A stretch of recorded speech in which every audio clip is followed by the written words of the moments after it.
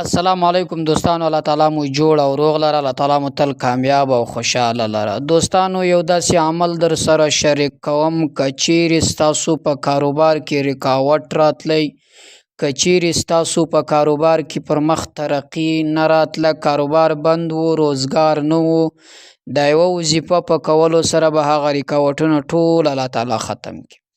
دا یوه داسې بهترینه وظیفه ده چې خاص کر او خاص د بندش لپاره یو نهایت آسان عمل ده.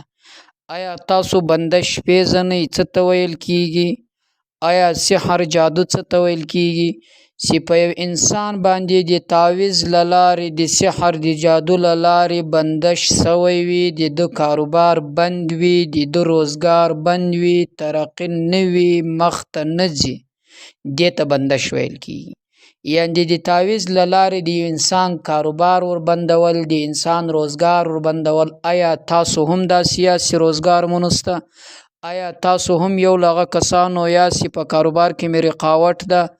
آیا تاسو هم یو له هغه انسانانو څخه یاست چې تاسو او کاروبار ترقی مخ ته نسی تلی او تاسو روپۍ نسی سر پیدا کولی؟ ستاسو پیسې، ستاسو مال و دولت ستاسو ولاسته نه راځي، نو دا هم د بندش اولینه وجه ده. نو یو اسانه د انډو د اګیو عمل در سره شریک کوم انشاءالله چې په یوه ورځ کې به دا بندش له مابین ځي او تاسو به الله پاک جل جلاله پر یو داسې کار باندې برابر کی چې ستاسو کاروبار به سم سي، ستاسو روزګار به سم سي، ستاسو ته الله تعالی په کاروبار کې ترقی در نصیب کی.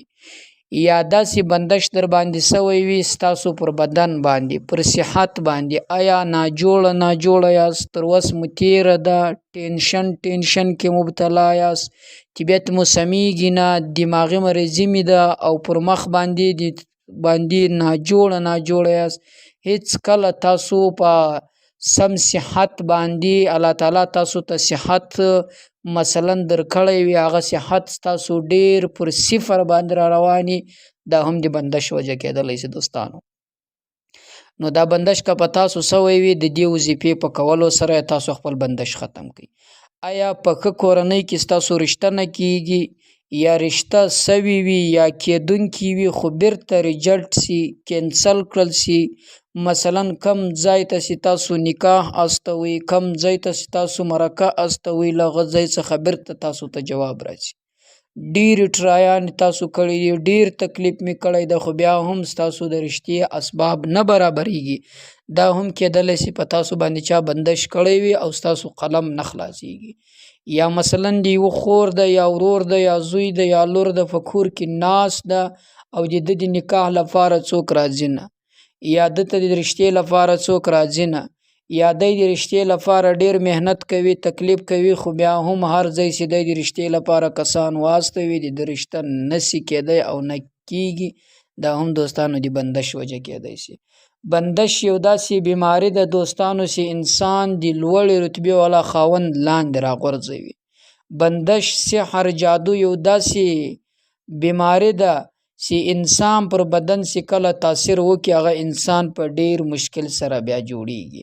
سحر جادو داستا دا حقیقت دی، دا کتابی دی. اولین خو څوک چې سحر په چا باندې کوي، بندش کوي، جادو کوي، دغه ځای به په جهنم کې جوړ وي. هغه به له هغه چا سره ورځ په آخرت باندې راپورته کیږي کوم چې دا کار کوي، دا یې کسبي، او کم څوک چې دته د بندش لپاره ورځي هغه به الله تعالی د قیامت په ورځ په دوزخ کې اچوي.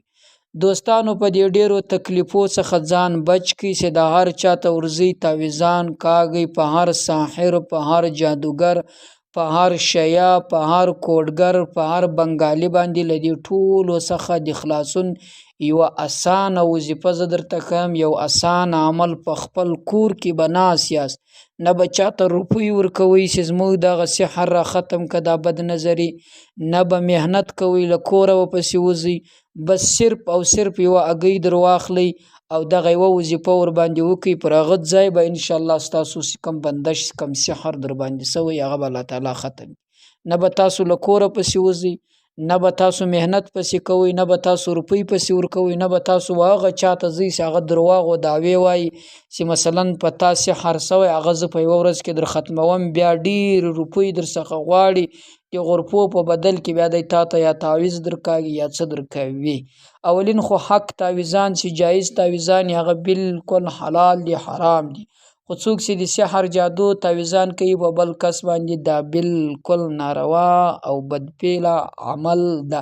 الله تعالی د هر مسلمان جن وساتي او الله تعالی د هر سحر کوونکي څخه انسان وساتي، ځکه چې دا سحر یو داسې عمل ده چې کله په انسان وشي د انسان کاروبار پر ډون وردروي، ور ټپ کوي، کاروبار یې پر صفر وردروي، د انسان صحت پر صفر دروي، د انسان رشته پر صفر دروي، د انسان نکاح پر صفر دروي، د انسان په مابین سیمین او محبت دا ټول پر زیرو باندې دروي. الله تعالی د هر انسان جن وساتي. نو دوستانو د وظیفې عمل درته کوم، اسانه عمل ده.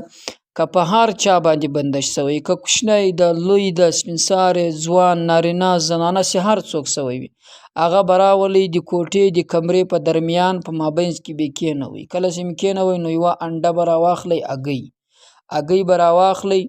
نو هګۍ چې رااخلئ پر دې هګۍ باندې دا به د پر سر باندې داسې ورګرځوئ. که هر څوک که کوشنی نظر سوی وي یا سحر یا جادو یې ورباندې سوی یا غټ وي یا د کاروبار کار څه وي، او دغه به تاسو د انډه ورباندې ګرځوئ او دغه صورت ورباندې وایاست: قل اعوذ برب الناس مالک الناس اله الناس من شر الوسواس الخناس الذي يوسوس في صدور الناس من الجنة والناس. دغه صورت تقریبا تاسو 80 واره ورباندې وایاست، د انډه ورباندې څرخوئ ورباندې څرخوئ. او که چیرې پر ده باندې سحر جادو بد نظرې تاثیر کړی و، د انډه خپله ماتیږي، ټک کوي د دې وظیفې په کولو سره. نو کله چې هم ماته سوله، ټک یې وکئ او یا درز یې وکئ، نو د دې په ماتېدلو سره به له هغه انسان سره پر کم انسان چې سحر سوی هغه به الله تعالی ختم کړي، جادو به ختم شي. دغه عمل و اسانه طریقه.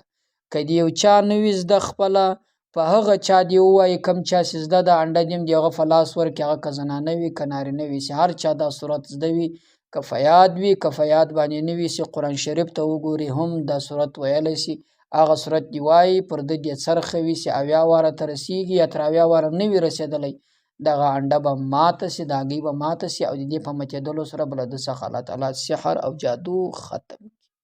نو دا وظیفه و دوستانو، انشاءالله په کاروبار کې به دې برکت راشي، په رزق به دې پر مخ ولاړ شي، ترقي به الله درکړي، صحت به الله درکړي، رشته به دې منظوره شي، دا ټول شیان به دې منظور شي په دې یوې وظیفې باندې، ځکه چې سحر پر تا سوی، سحر به الله تعالی ختم کړي.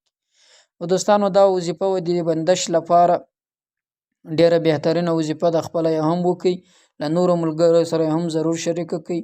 الله تعالی دې وکړي چې دا وظیفه تاسو وکړئ او له نورو سره هم شریکه کړئ. تر بلې وظیفې د خدای په امان پر الله مسپارم. السلام علیکم.